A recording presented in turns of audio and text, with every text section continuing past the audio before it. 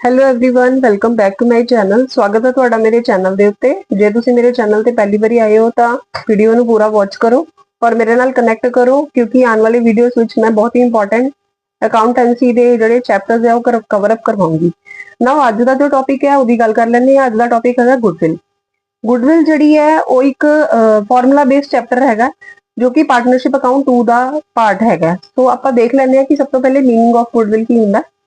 ਨਾउ goodwill की है एक रेपुटेशन ऑफ बिजनेस है।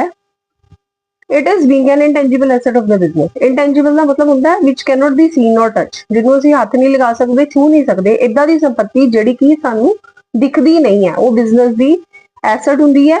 cannot be seen or touched unlike plant machinery furniture etc, ਮਤਲਬ ਕਿ ਜਿਹੜੀਆਂ ਪਲਾਂਟ ਮਸ਼ੀਨਰੀ ਫਰਨੀਚਰ ਆ ਉਹਨੂੰ ਤਾਂ ਆਪਾਂ ਛੂ ਸਕਦੇ ਹਾਂ, ਦੇਖ ਸਕਦੇ ਹਾਂ, ਲੇਕਿਨ ਜੋ ਗੁੱਡਵਿਲ ਹੁੰਦੀ ਹੈ ਉਹਨੂੰ ਅਸੀਂ ਸਿਰਫ ਕੀ ਕਰ ਸਕਦੇ ਹਾਂ, ਫੀਲ ਕਰ ਸਕਦੇ ਹਾਂ।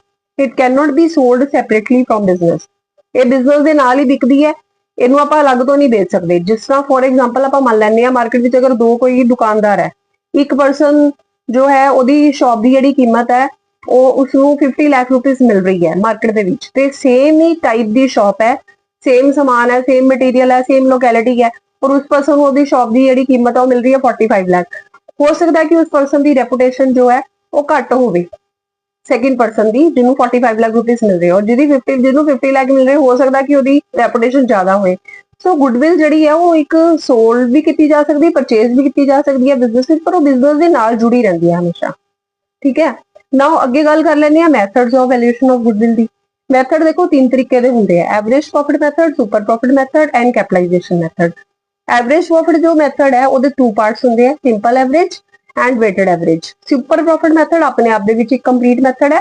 ਕੈਪੀਟਲਾਈਜੇਸ਼ਨ ਮੈਥਡ ਦੇ ਵੀ ਦੋ ਪਾਰਟ ਹੈ, capitalization of super profit and capitalization of average profit.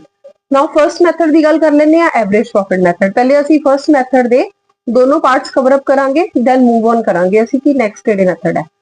तो पहला मैथड देख लेने आ एवरेज प्रॉफिट मैथड। ਇਹਦੇ ਵਿੱਚ ਸਾਡੇ ਕੋਲ 4 ਸਟੈਪਸ ਹੁੰਦੇ ਆ। ਜਨਰਲੀ ਸਾਡਾ ਮੇਨ ਕੰਮ ਕੀ ਹੁੰਦਾ ਕਿ ਅਸੀਂ ਕੁਝ ਸਾਲਾਂ ਦੇ ਪ੍ਰੋਫਿਟ ਤੇ ਲਾਸ ਦਿੱਤੇ ਹੋਏ ਹੁੰਦੇ ਆ, ਉਹਨਾਂ ਨੂੰ ਅਸੀਂ ਅਗਰ ਐਡਜਸਟ ਕਰਨ ਦੀ ਜ਼ਰੂਰਤ ਹੈ, ਮੰਨ ਲਓ ਉਹਨਾਂ ਵਿੱਚ ਕੋਈ ਅਬਨੋਰਮਲ ਲਾਸ ਹੋਈ ਹੈ ਤੇ ਉਹਨਾਂ ਨੂੰ ਐਡ ਕਰਨਾ ਹੁੰਦਾ। ਫੋਰ ਐਗਜ਼ਾਮਪਲ ਕੀ ਸਾਡੇ ਕੋਲ 2016 ਦੇ ਪ੍ਰੋਫਿਟ ਦੇਤੇ 40000 ਤੇ ਉਹਦੇ ਨਾਲ ਬ੍ਰੈਕਟ ਵਿੱਚ ਉਹਨਾਂ ਨੇ ਲਿਖ ਦਿੱਤਾ ਕਿ ਬਿਜ਼ਨਸ ਨੂੰ ਅਬਨੋਰਮਲ ਲਾਸ ਹੋਏ ਆ 10000 ਦੇ, ਤਾਂ ਲਾਸ ਨੂੰ ਅਸੀਂ ਇਹਦੇ ਵਿੱਚ ਐਡ ਆਨ ਕਰ ਦੇਵਾਂਗੇ ਤੇ ਅਮਾਉਂਟ ਬਣ ਜਾਏਗੀ 50000 ਤੇ ਇਹ ਸਾਡੇ ਪ੍ਰੋਫਿਟ ਜਿਹੜੇ ਉਹ ਠੀਕ ਹੋ ਜਾਣਗੇ। ਉਹ ਤੁਹਾਨੂੰ ਅੱਗੇ ਕੁਐਸਚਨਸ 'ਚ ਸਮਝ ਆਏਗਾ।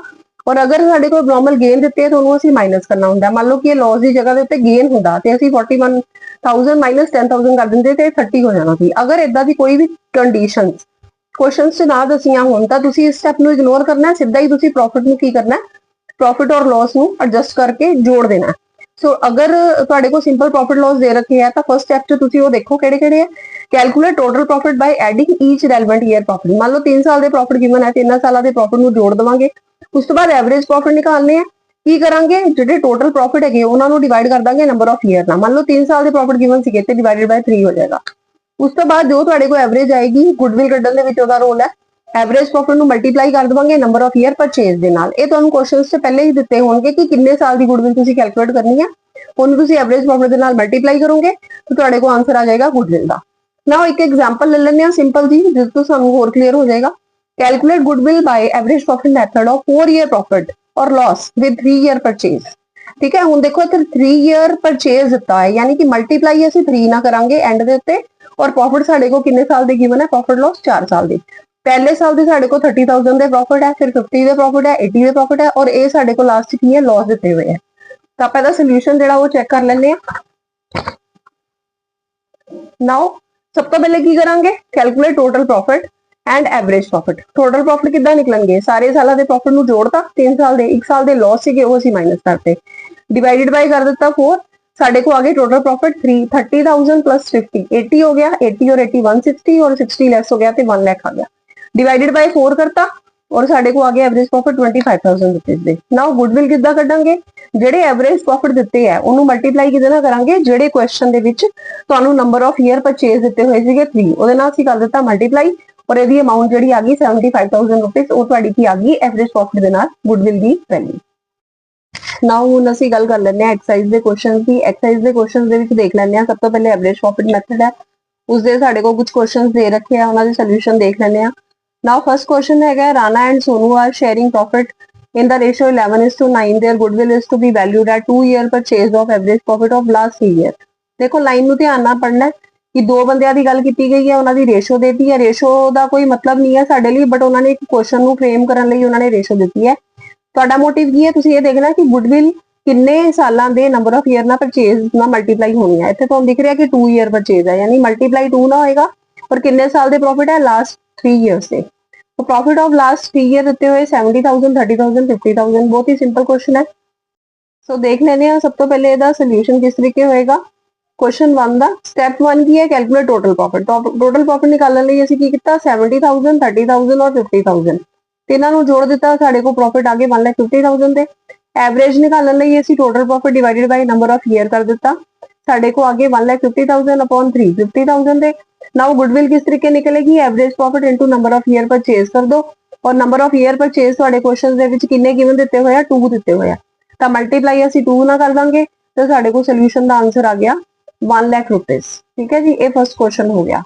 Now second question, partner X is admitted in the form of A and B for 1/5 share, calculate new partner share in goodwill। ਹੁਣ ਇੱਥੇ ਨਾ ਨਵੇਂ ਬੰਦੇ ਦਾ ਗੁੱਡਵਿਲ ਦਾ ਹਿੱਸਾ ਪੁੱਛਿਆ ਉਹਨਾਂ ਨੇ, ਪਰ ਗੁੱਡਵਿਲ ਤਾਂ ਕੱਢਣੀ ਪੈਗੀ ਨਾ ਸਾਨੂੰ, ਉਹਦੇ ਲਈ ਸਾਡੇ ਕੋਲ ਅਲੱਗ-ਅਲੱਗ ਤਰ੍ਹਾਂ ਦੇ ਉਹਨਾਂ ਨੇ ਪ੍ਰੋਫਿਟ ਤੇ ਲੋਸ ਦਿੱਤੇ।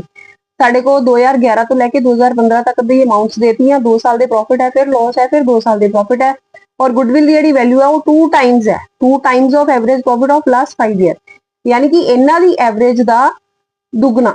ਠੀਕ ਹੈ, 2 ਟਾਈਮਸ ਹੈ। ਜਦੋਂ ਲਗਾ ਦਵਾਂਗੇ 1/5, ਫਿਰ ਸਾਡੇ ਕੋਲ B ਦਾ ਹਿੱਸੇ ਦਾ ਆਨਸਰ ਆ ਜਾਏਗਾ। ਤਾਂ ਆਪਾਂ ਦੇਖ ਲੈਂਦੇ ਹਾਂ ਸੋਲੂਸ਼ਨ। ਨਾਓ ਕੈਲਕੂਲੇਟ ਟੋਟਲ ਪ੍ਰੋਫਿਟ, ਸਾਰੇ ਪ੍ਰੋਫਿਟਸ ਨੂੰ ਪਲੱਸ ਕਰਤਾ ਪਹਿਲੇ 30,000 50,000, ਇੱਕ ਸਾਲ ਦੇ ਲਾਸ ਸੀਗੇ ਉਹ ਮਾਈਨਸ ਹੋ ਗਏ, ਦੈਨ 40,000 50,000, ਪਹਿਲੇ 2 ਸਾਲ ਨੂੰ ਐਡ ਕਰਕੇ 20 ਲੈਸ ਹੋ ਗਏ, 40 और 50 ਫਿਰ ਤੋਂ ਜੋੜ ਦਿੱਤੇ, ਟੋਟਲ ਆ ਗਿਆ ਸਾਡੇ ਕੋਲ 1,50,000। ਐਵਰੇਜ ਪ੍ਰੋਫਿਟ ਕਿੱਦਾਂ ਆਊਗੇ, total profit upon number of year, 1,50,000 upon 5 ਕਰ ਦੋ, 30,000 ਦੇ ਸਾਡੇ ਕਿੰਨੇ ਆ ਗਏ, ਐਵਰੇਜ ਪ੍ਰੋਫਿਟ ਆ ਗਏ। ਨਾਓ ਗੁੱਡਵਿਲ ਕਿੱਦਾਂ ਆਏਗੀ, average profit into number of year purchase, 30,000 into 2 ਕਰਾਂਗੇ 60,000। ਹੁਣ ਨਵਾਂ ਬੰਦਾ ਬਿਜ਼ਨਸ ਚ ਆ ਰਿਹਾ 1/5 ਸ਼ੇਅਰ ਦੇ ਨਾਲ, ਤਾਂ ਉਹਦਾ ਹਿੱਸਾ ਕਿੱਦਾਂ ਕੱਢਾਂਗੇ ਆਪਾਂ, 60,000 ਦੇਖੋ ਟੋਟਲ ਗੁੱਡਵਿਲ ਆਈ ਹੈ, ਤੇ ਉਹਦਾ 1/5 ਕਰ ਦਾਂਗੇ, ਤੇ ਉਸ ਪਰਸਨ ਦਾ ਹਿੱਸਾ ਕਿੰਨਾ ਆ ਗਿਆ 12,000 रुपीस। ठीक है जी। नाउ नेक्स्ट क्वेश्चन देख लेते हैं, third, calculate goodwill at 2 year purchase of average profit of last 3 years. ਹੁਣ ਦੇਖੋ ਇੱਥੇ ਵੀ 3 ਸਾਲ ਦੇ ਪ੍ਰੋਫਿਟ ਕਿੰਨਾ ਹੈ, ਪਹਿਲੇ ਸਾਲ ਦੇ ਪ੍ਰੋਫਿਟ ਕਿੰਨੇ ਆ 1500, ਦੂਸਰੇ ਸਾਲ ਦੇ ਪ੍ਰੋਫਿਟ ਕਿੰਨੇ ਕਹਿ ਰਹੇ 3 times of first year profit, 3 times ਦਾ मतलब 1500 ਦਾ ਗੁਣਾ 3 ਕਰ ਦੋ। ठीक है, नाउ थर्ड टाइम ਦੇ ਪ੍ਰੋਫਿਟ ਕਿਹੜੇ ਆ 1.5, यानी कि ਆਪਾਂ ਕਹਿ ਸਕਦੇ ਹਾਂ ਕਿ 1.5 ਗੁਣਾ ਲਿਖਿਆ ਨਾ, ਤਾਂ 1.5 Times profit of second year, यानी कि ਜੋ ਇੱਥੇ 4500 ਆਏਗਾ ਨਾ ਉਹਨੂੰ ਮਲਟੀਪਲਾਈ ਕਰ ਦਾਂਗੇ 1.5 ਨਾਲ, ਤੇ ਸਾਡੇ ਕੋਲ ਥਰਡ ਈਅਰ ਦੇ ਪ੍ਰੋਫਿਟ ਆ ਜਾਣਗੇ। ਉਸ ਤੋਂ ਬਾਅਦ ਉਹਨਾਂ ਦੀ ਐਵਰੇਜ ਲੈ ਕੇ ਉਹਨੂੰ ਮਲਟੀਪਲਾਈ 2 ਈਅਰ ਪਰਚੇਸ ਦੇ ਨਾਲ ਮਲਟੀਪਲਾਈ ਹੋ ਜਾਏਗਾ। ਆਪਾਂ ਦੇਖ ਲੈਂਦੇ ਹਾਂ ਸੋਲੂਸ਼ਨ ਇਸ ਦਾ। ਨਾਓ ਸਭ ਤੋਂ ਪਹਿਲੇ ਦੇਖੋ ਪਹਿਲੇ ਸਾਲ ਦੇ ਪ੍ਰੋਫਿਟ ਕਿੰਨੇ 1500, ਦੂਸਰੇ ਸਾਲ ਦੇ ਕਿੰਨੇ ਥਰਡ टाइम 3 टाइम्स, यानी कि 1500 ਦਾ 3 ਗੁਣਾ ਕਿੰਨਾ ਹੋ ਗਿਆ 4500, और तीसरे साल ਦੇ ਵਿੱਚ ਪ੍ਰੋਫਿਟ ਕਿੰਨੇ ਹੈਗੇ ਆ 4500 ਦੇ 1.5 ਗੁਣਾ, यानी 1.5 ਗੁਣਾ ਦਾ ਮਤਲਬ ਹੋ ਗਿਆ 1.5 ਨਾਲ ਮਲਟੀਪਲਾਈ ਕਰਾਂਗੇ ਕਿੰਨਾ ਆ ਗਿਆ 6750। ਤਾਂ ਇਸ ਤਰੀਕੇ ਨਾਲ ਸਾਡੇ ਪ੍ਰੋਫਿਟ ਜਿਹੜੇ ਆ ਉਹ ਠੀਕ ਹੋ ਗਏ 1500 4500 और 6750।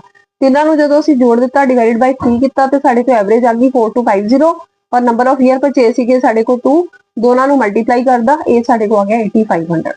ਇਸ ਤਰੀਕੇ ਦੇ ਨਾਲ ਇਹਦੇ ਫਰਸਟ 3 ਜਿਹੜੇ ਕੁਐਸਚਨਸ ਆ ਉਹ ਕਵਰ ਅਪ ਹੋ ਗਏ।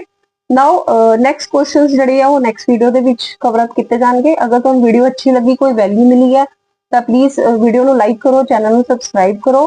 Thank you so much.